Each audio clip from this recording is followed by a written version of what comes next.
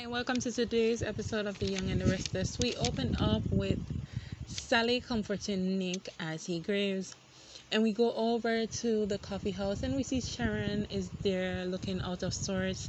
And she watches as Chance and Christine walk out to the patio to talk. Then we go over to society and we see Victor and Nikki discuss Phyllis's death. And then we go over to the hotel where Jeremy and Phyllis is at, and they talk about their plan moving forward perfectly. But we can see a little bit of regret on Phyllis's face. We go over to the Abbott house, and Jack and Kyle talk about Phyllis's death and how it's affecting Summer. And Jack claims that he sent Diane to the spa because of the tenseness between her and Summer. Kyle expressed that he is worried because Summer's joy is now gone. And Kyle questions if she may has a point when it comes to Diane and if Diane had something to do with Phyllis's death. And he says that it doesn't look good for his mom.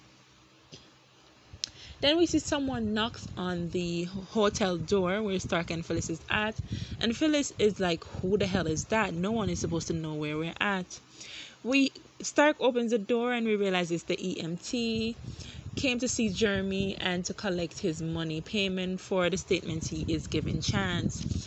And Phyllis says no one was supposed to know we were here. And Phyllis asks if Chance took what note of what he said and what he told her. And the EMT said yes.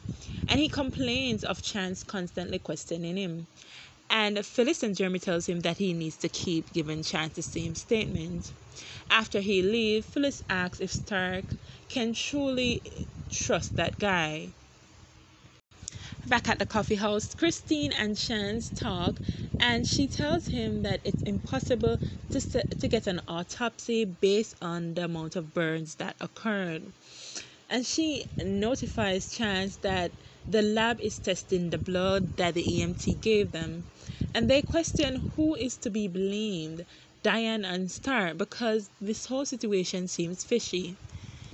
Then Michael Baldwin comes and he interrupts them. Chance leaves and Michael expresses that how it is hurting him that Phyllis is gone.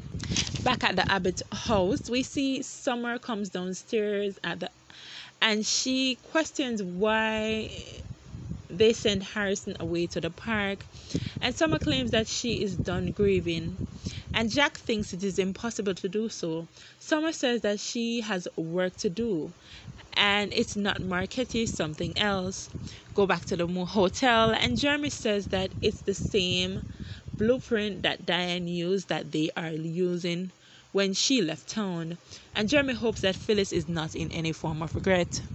Back at Abbott House, Summer says that she has to start her mom's memorial service planning. And Jack and Kyle thinks that she is moving too fast. Back at Sally's place, Nick talks about Summer not talking to him and needing space. And Nick cries how much Christian appreciated and loved Phyllis. Sally offers herself as a shoulder for Nick to lean on, and Nick says Phyllis has been a big part of his life, especially when he was down bad, and Phyllis gave him joy while he was grieving his daughter Cassie, so he will miss Phyllis a lot. Back at the coffee house, Christine promised Michael that she will get to the bottom of the issues. And Michael says that he has info for Christine since she is the new DA. Michael tells Christine that when he turned on his phone, he got a VM from Phyllis. Back at the motel, Phyllis explains that she is just concerned about her kids. That last they spoke to them, she could see the worry in their eyes and that they were frightened about her. Phyllis asks Jeremy how they reacted. Jeremy doesn't want to tell her because he doesn't want Phyllis to feel any further guilt and not go forward with the plan. Phyllis says that she is not Diane. She doesn't want to walk away from her kids. Jeremy reminds her why she did it was because her kid made her the enemy. We see Victor and Nikki goes to visit Summer at Abbott House, And Summer tells them that she is not grieving, she is fine. She tells them that she is working on her mom's memorial. Nikki is shocked that she is working on it already. Summer asks that no one cuddles her. Victor then gives her a hug as she cries. While we see Nick is telling how much Phyllis meant to him during the grief of Cassie, we see a parallel of Sharon telling Chance how complicated her history was with Phyllis as a result of Cassie's death.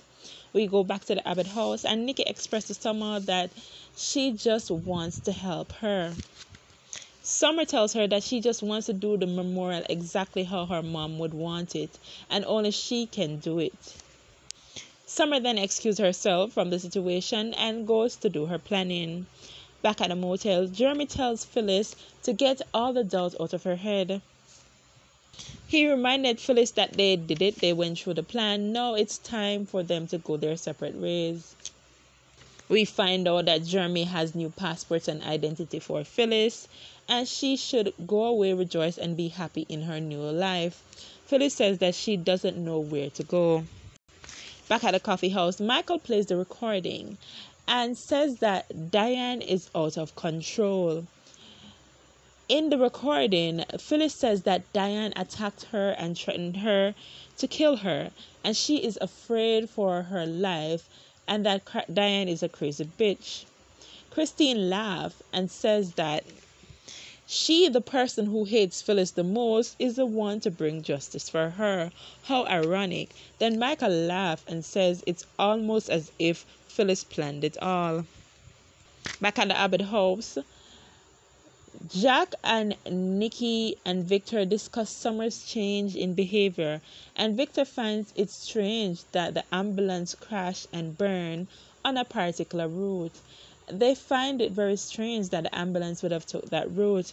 Victor questions Diane's involvement in it. However, Jack points out that it's more likely Stark who did something. Go back to the coffee house and Michael and Christine discuss being in the middle of Phyllis and Diane drama since he was co-friends with both of them. They wonder why Phyllis was so afraid of Diane. Knowing Phyllis, she never backed down from anything.